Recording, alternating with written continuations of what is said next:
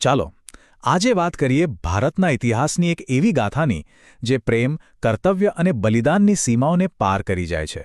આ એક એવી કહાણી છે જે સાંભળીને કદાચ આપણું મન પણ હચમચી જશે. આમ તો આ રાજસ્થાનનો એક બહુ જ જાણીતો દુઓ છે, ચુંડાવતે માંગી સેણાણી અને ક્ષત્રાણીએ સર કાપીને આપી દીધું. આ એક જ વાક્યમાં એક એવી અકલ્પનીય કહાણી છુપાયેલી છે જે આપણને એક બહુ જ ઊંડો સવાલ પૂછવા પર મજબૂર કરે છે. સવાલ એ જ છે જે સદીઓથી પૂછાઈ રહ્યો છે. ભલા એક નવી પરણેલી રાણી પોતાના પતિ માટે ભેટ તરીકે પોતાનું જ માથું શા માટે આપે? આ રહસ્યમય સવાલનો જવાબ શોધવા માટે આપણે એ સમયમાં, એ સમાજમાં પાછા જવું પડશે. આ કહાણીના કેન્દ્રમાં છે હાડી રાણી અને રાવ રતનસિંહ ચુંડાવત. એમની પ્રેમકથા રાજસ્થાનના ઇતિહાસમાં અમર તો છે, પણ એ પ્રેમની અસલી કસોટી કર્તવ્ય અને બલિદાનની આગમાં થઈ હતી. તો ચાલો એમની દુનિયાને નજીકથી સમજવાનો પ્રયત્ન કરીએ. પણ એક વાત સમજવી જરૂરી છે. આ કોઈ શાંતિના સમયની વાત નથી.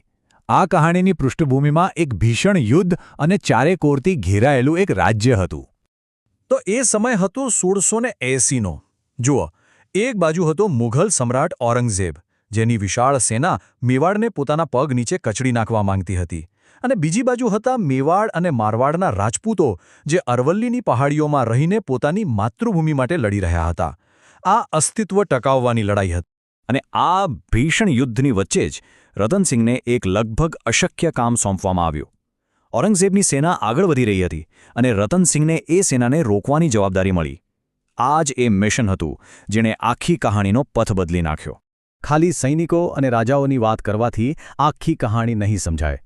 હાણી રાણીના એ નિર્ણય પાછળનું કારણ સમજવા માટે આપણે એમના સમાજની માનસિકતામાં, એમના સન્માનના કોડમાં ઉતરવું પડશે.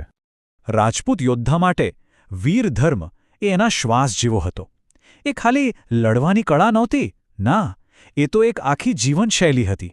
એક એવો ધર્મ જે કહેતો હતો કે કર્તવ્ય અને સન્માન તમારા જીવન કરતાં પણ વધારે કિંમતી છે. અને આ વીર ધર્મમાં પણ સૌથી ઉપર, સૌથી મહત્વનો હતો સ્વામી ધર્મ.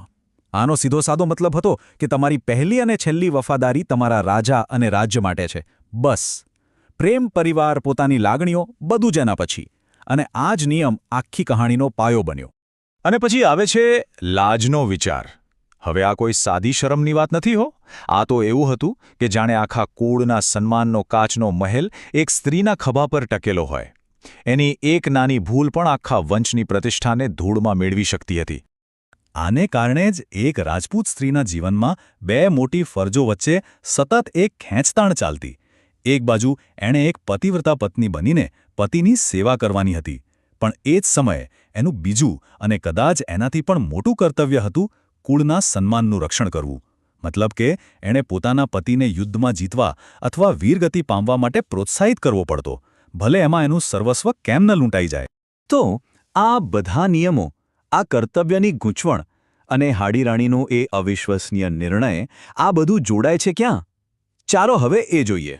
થયું એવું કે રતનસિંહ યુદ્ધ માટે નીકળ્યા તો ખરા, પણ એમનું મન એક યોદ્ધાનું નહીં પણ એક નવા પરણેલા પતિનું હતું. એ વિચલિત હતા, અને આ જ મનની સ્થિતિમાં એમણે પોતાની પત્ની પાસે એક સેણાણી એટલે કે નિશાની માગી. પણ શારડી રાણી તરત જ સમજી ગયા, આ કોઈ પ્રેમની માંગણી નહોતી, આ તો કર્તવ્યના પથ પરથી ભટકવાનો સંકેત હતો. અને રાજપૂત ધર્મ મુજબ સ્વામી ધર્મથી મોટું બીજું કંઈ જ નહોતું. અને એમણે એવું પગલું ભર્યું જેની કલ્પના કરવી પણ મુશ્કેલ છે. એમણે પોતાના પતિના મનના એ ભટકાવનું કારણ એટલે કે પોતાને જ હંમેશા માટે દૂર કરી દીધા. એમણે પોતાનું મસ્તક કાપીને એક થાળીમાં સજાવીને નિશાની તરીકે મોકલી આપ્યું. આ એક એવી ભયાનક પણ નિસ્વાર્થ ભેટ હતી જે સુનિશ્ચિત કરે કે હવે રતનસિંહનું ધ્યાન માત્ર અને માત્ર યુદ્ધ પર જ રહે. વિચારો એ રતનસિંહની શું હાલત થઈ હશે. એ નિશાની જોઈને એમનું હૃદય તો ભાંગીને ભૂક્કો થઈ ગયું. પણ એ જ ક્ષણે એમના બધા મોહ, બધી લાગણીઓ ભસ્મ થઈ ગઈ. એ દુઃખ એક જ્વાળા બની ગયું. એમને પત્નીના કેશથી એમના મસ્તકને પોતાની ગરદન પર બાંધ્યું અને એવી વિકરાળતાથી લડ્યા કે દુશ્મનો થરથરી ગયા. એમણે પોતાનો સ્વામી ધર્મ નિભાવ્યો, પણ વિજય પછી એ દુનિયામાં જીવવાનો કોઈ અર્થ નહોતો જ્યાં હાડી રાણી નહોતા. એમણે પણ પોતાનું જીવન ટૂંકાવી દીધું. પણ આવા બલિદાન પછી એની ગાથાનું શું થાય? ઇતિહાસ આવી અકલ્પનીય ઘટનાને કઈ રીતે યાદ રાખે છે? આ કહાણી કોઈ એક પુસ્તકમાં નથી લખાઈ. એ તો લોકોના દિલમાં અને મોઢે જીવંત રહી. પેઢી દર પેઢી દાદી નાનીની વાતોમાં કહેવાતી રહી. ચારણ કવિઓએ એને રાસો જેવા વીર કાવ્યોમાં ગાઈ અને છેક 20મી સદીમાં મેઘરાજ મુકુલ જેવા કવિઓએ સેણાણી જેવી કવિતાઓ લખીને આ ગાથાને ફરી એકવાર જીવંત કરી. અને આ વારસો આજે પણ ધબકે છે, માત્ર કહાણીઓમાં જ નહીં પણ હકીકતમાં. રાજસ્થાન પોલીસની એક ખૂબ જ બહાદુર ઓલ ફિમેલ બટાલિયનનું નામ ગર્વભેર હાડી રાણી મહિલા બટાલિયન છે. એમનું બલિદાન આજે પણ પ્રેરણા સ્ત્રોત છે. તો છેલ્લે એક સવાલ રહી જાય છે.